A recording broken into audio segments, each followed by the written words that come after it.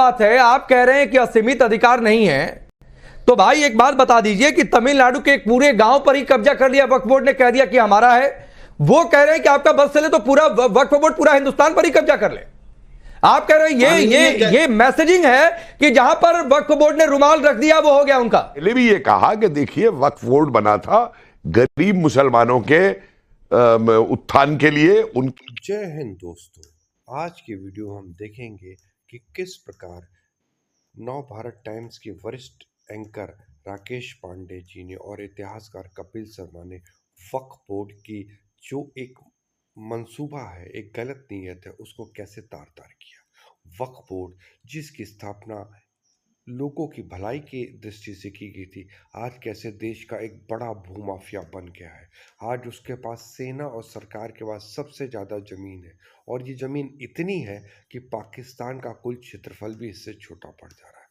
वक्फ board ने किस प्रकार न केवल अपनी ताकत को बढ़ाया बल्कि समय समय पे अपनी संपत्ति को भी बढ़ाया है। वीडियो देखने से पहले आपसे आग्रह है कि वीडियो को लाइक करें, शेयर करें और सब्सक्राइब करना भी बिल्कुल न भूलें। आइए वीडियो देखते हैं। और सवाल यह है कि अगर संशोधन की ही बातचीत है, मुस्लिम समुदाय में सबको बराबर का प्रतिनिधित्व मिल जाए, महिलाओं को वक्फ बोर्ड में लेकर आया जाए, एक पारदर्शिता हो, इसलिए सत्यापन की बात हो, ऐसा नहीं कि जहां पर रुमाल रख दिया वो जमीन अपनी हो गई, तो क्या दिक्कत है इससे? शुक्रिया। देखिए पांडे जी, कुछ बातें जरूर हैं इसमें कि महिलाओं को प्रतिनिधित्व दिया जाए, तो ये बातें हमसे सबसे समर्थन लेने के लिए हैं और समर्थन इसका कोई विरोध भी नहीं करेगा। लेकिन जो बात कही जाती कि असीमित अधिकार हैं, वक्फ बोर्ड जहां उंगली रख दे वो उसकी हो जाएगी, न्यायालय भी उसकी समीक्षा नहीं कर सकता, ये सारी बातें झूठ हैं, गलत हैं और नैरेटिव है। तो जिस वक्फ बोर्ड में संशोधन करना है तो ठीक कहा उद्धव ठाकरे की प्रवक्ता ने कि स्टेक होल्डर्स से बातचीत तो होनी चाहिए। यहाँ स्टेक होल्डर्स दो तरह से हैं, एक तो वक्फ बोर्ड से जुड़े हुए लोग होंगे, धार्मिक लोग भी होंगे, और दूसरी तरफ राजनीतिक रूप में भी इस पर समर्थन लिए जाने की जरूरत है। लेकिन इसके बजाय आप चाहेंगे कि मनमाने तरीके से हम एक तरफा जो चाहेंगे वो पास कर लेंगे, तो फिर सदन में आइए, विपक्ष भी बताएगा अपनी, अगर आपका बहुमत होगा तो पास हो जाएगा। तो वो बात वहां है। अरे प्रेम कुमार जी, इस भ्रम से तो निकल जाइए कि सरकार के पास बहुमत नहीं है, नंबर एक बात है। नंबर दो बात है, आप कह रहे हैं कि असीमित अधिकार नहीं है, तो भाई एक बात बता दीजिए कि तमिलनाडु के एक पूरे गांव पर ही कब्जा कर लिया, वक्फ बोर्ड ने कह दिया कि हमारा है। 1500 साल पुराना मंदिर वक्फ बोर्ड का कैसे हो सकता है? क्या ये रुमाल रखने वाली बातचीत नहीं है? ठीक है, हाई कोर्ट पर क्या बता दीजिए कि कोर्ट ही एक माननीय जज का मुझे नाम नहीं याद आ रहा है, हमने थोड़ी देर पहले सुनवाया भी था, वो कह रहे हैं कि आपका बस चले तो पूरा वक्फ बोर्ड पूरा हिंदुस्तान पर ही कब्जा कर ले। आप कह रहे हैं ये मैसेजिंग है कि जहां पर वक्फ बोर्ड ने रुमाल रख दिया वो हो गया उनका।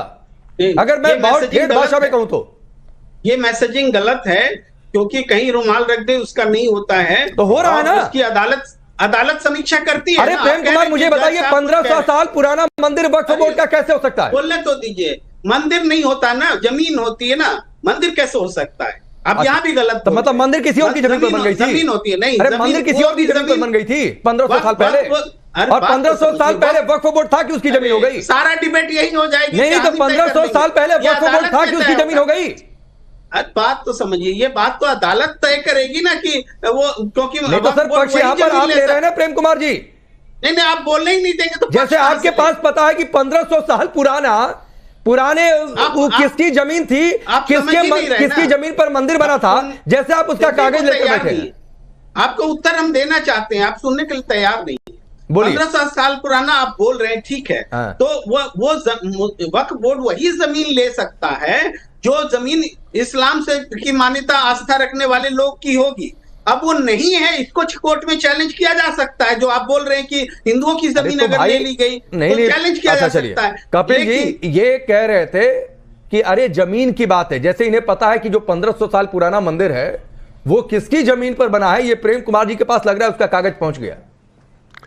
देखिए ऐसा है, गलत तरीके से बोल रहे हैं आप। गलत तरीके से क्या? आपने कहा कि जमीन की बातचीत है, जब मैंने मंदिर को कोट किया तो आप बोल रहे थे कि हाँ ये विवादित है, वक्फ का स्टैंड गलत है। आपने कहा कि मंदिर की नहीं जमीन की बातचीत है, जैसे आपको पता है कि वो जमीन किसकी है। तो सर या तो पता है या तो नहीं पता है। नहीं पता है तो आप दावा नहीं करेंगे, और पता है तो फिर बताएंगे किसकी है।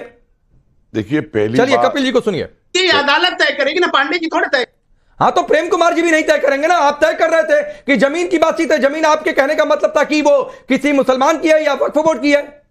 मैं यही तो कह रहा हूं कि आप क्यों तय कर रहे हैं, या वक्फ बोर्ड क्यों तय करेगा, यही व्यवस्था हो रही है। चलिए रुक जाइए कपिल जी।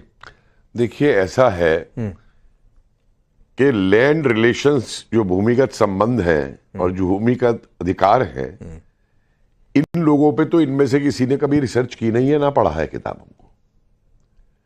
जितना भी ये काल है इस समय का, आप ये देखिए कि मुगल काल के अंदर जो मनसबदार होते थे या जो ताल्लुकदार होते थे अवध वगैरह के अंदर, इनका किसी का मलकियाना हक नहीं था जमीन के ऊपर।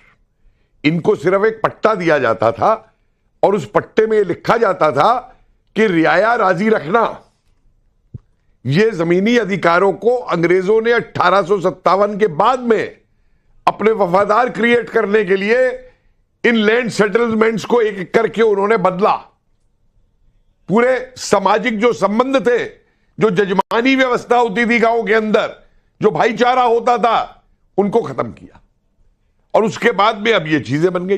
अब मैं देखिए कटाक्ष पे नहीं जाना चाहता, अलग अलग समय पे अब ये कहेंगे इस हिसाब से तो फिर दिल्ली के अंदर बहादुर शाह जफर थे आखिरी मुगल राजा, और सारी जमीनें बादशाह की होती थी। तो फिर ये कह दे कि भाई बादशाह जफर के जो वारिस हैं उनको दिल्ली का सम्राट फिर से बादशाह बना दिया जाए और सारी जमीनें उनको दे दी जाए दिल्ली की। मतलब ये तर्क नहीं है। मैंने पहले भी ये कहा कि देखिए वक्फ बोर्ड बना था गरीब मुसलमानों के उत्थान के लिए, उनकी उसके लिए। वो तो अभी भी गरीब है। मुझे एक चीज बता दीजिए, क्या ये वक्फ बोर्ड जो पसंदा मुसलमान है जरा एक लिस्ट बना करके दे दे कि इन्होंने उसका गरीबों का कितना वायदा किया, या जो शिया मुसलमान है उनका कितना फायदा किया, या जो सुन्नी मुसलमान है उनका कितना फायदा किया। जरा वक्फ बोर्ड दे तो ये डाटा इस चीज पर निकाल के। और एक चीज और याद रखिए, तमिलनाडु वगैरह में जहां पे ये टैक्स है मंदिरों की आमदनी वगैरह के ऊपर सरकार की तरफ से, वो सारी आमदनी सरकारी खजाने में जाती है। और फिर सरकार जिस तरीके से उसे खर्च करती है, तो इसलिए खर्च नहीं होती कि केवल हिंदुओं पे खर्च होगी, वो सब धर्मों के सारे उन कार्यों के अंदर खर्च होती है। तो मैं समझ में नहीं आता कि जब ये लोग इंसानियत की बात करते हैं, उसकी बात करते हैं, तो भाई मेरे एक बार जरा बता तो दो, ये आप ही की अगर वक्फ के अंदर खामियां नहीं है, तो आप ही ने रामपुर के अंदर देखा कि किस तरीके से कहा उन्होंने कि कब्रिस्तान की जमीनें तक हथिया ली गई, इलीगल कंस्ट्रक्शन हो रही है। क्या वक्फ बोर्ड ये चाहेगा कि उन जमीनों के ऊपर माल बने? कल को कोई कैसीनो भी बनवा देगा वहां पे। ठीक है। क्या ये चीज है? आप अपने गरीब मुसलमान के लिए अगर कोई फायदे की चीज है, सरकार ये तो नहीं कह रही कि हम वक्फ बोर्ड को खत्म कर रहे हैं। अभी मैं देख रहा था अखिलेश ये कह रहे थे कि सरकार ये वायदा करे कि वक्फ की जमीनें बेची नहीं जाएंगी। भैया बिल अभी आया नहीं है, उसमें कहीं जिक्र नहीं है कि वक्फ की जमीनें बेची जाएंगी, उसमें कहीं ये नहीं है कि वक्फ की जमीनें छीनी जाएंगी। तो बिना नहीं तो बोलना उनकी मजबूरी है ना कपिल जी, वरना ये जो पॉलिटिक्स है पोलराइजेशन वाले। मैं एक और सुझाव देता हूं, 5 जने 10 जने मुस्लिम समुदाय के युवा और बुजुर्ग खुद बैठ करके उस बिल को देख लें, ठीक, और उसके ऊपर वो अपना निर्णय ले। मैं पूछ लेता हूं, इन राजनीतिज्ञों के हाथ में मत छोड़िए। मुमताज भाई से पूछता हूं, आप ये देखिए कि आपके समुदाय के लिए ये बिल फायदेमंद है या नहीं है। अब मुमताज आलम रिजवी जो बात कह रहे हैं कपिल जी, आपने भी इतने दिनों में अखबार पढ़ा होगा, तमाम टीवी चैनलों को देखा होगा। फौरी तौर पर 3-4 जो बड़े बदलाव हैं वो मैं आपको बता देता हूं। नंबर 1 बात है, जो मुस्लिम समाज में अलग अलग समुदाय हैं, मसलन शिया, सुन्नी, बोहरा, पसमानदा, जो बात जिक्र कर रहे हैं कपिल जी, उनको प्रतिनिधित्व देने की बातचीत है। वक्फ बोर्ड में महिलाओं को लाने की बातचीत है। बुर्के वाली पीएम चाहिए, लेकिन महिलाओं को वक्फ बोर्ड से दूर रखेंगे, महिलाओं को पर्सनल लॉ के मामले तय करने से दूर रखेंगे। नहीं ये तो नंबर नहीं, सुन लीजिए सर, सुन लीजिए, महिला शामिल होती है, सुन लीजिए सर, सुन लीजिए। हाँ तो ठीक है, अगर शामिल होती है तो इस पर भी विरोध नहीं होना चाहिए। सुन लीजिए सर, वक्फ बोर्ड की रुमाल रखने वाली जो टेंडेंसी है या फिर जो एक परिपाटी है उस पर लगाम लग जाएगी, क्योंकि कहेंगे कि ये जमीन, या मान लीजिए कल को कोई कह दे कि फलाने की जमीन हमारी है, तो भाई पहले सत्यापित करिए, उसके बाद आपको कब्जा मिलेगा। इसमें क्या दिक्कत है, मैं ये समझना चाहता हूं। देखिए, सबसे पहले राकेश भाई मैं ये बता दूं कि कभी भी वक्फ बोर्ड आजाद नहीं रहा है, हमेशा इस पर सरकार की नकेल रही है, सरकार के पसंद के मेंबर आते रहे हैं, सरकार के पसंद के यहाँ बोर्ड का चेयरमैन आता रहा है। नहीं मुमताज भाई, सरकार की पसंद के मेंबर्स आते रहे, चेयरमैन आते रहे, मेरा सवाल ये नहीं है, मेरा सवाल ये नहीं है, मेरा सवाल है कि चेंजेस में क्या दिक्कत है, मुझे ये जानना है। उस पर बात बाद में कर लूंगा अगर आप चाहेंगे तो, पहले चेंजेस में क्या दिक्कत है वो बता दीजिए। अरे मैं बता रहा हूं चेंजेस में क्या दिक्कत है, पहले बात तो सुन लो, बात तो सुन लो। अभी आपने हमारे जो मौर्रिख हैं उनको आपने सुना, कपिल जी को। नहीं मैं आपको भी सुनूंगा, तरीके से मेरी बात भी सुन लीजिए। अरे पूरा सुनूंगा, बस मुझे चेंजेस में क्या दिक्कत है वो बता दीजिए। मैं उस पर ही बताऊंगा। पहले तो मैं ये बता दूं कि वक्फ बोर्ड, जैसा कि बहुत अच्छा सवाल उठाया कि कौम को फायदा क्या पहुंचा, बिल्कुल सही कह रहे हैं, और उसकी वजह ये है कि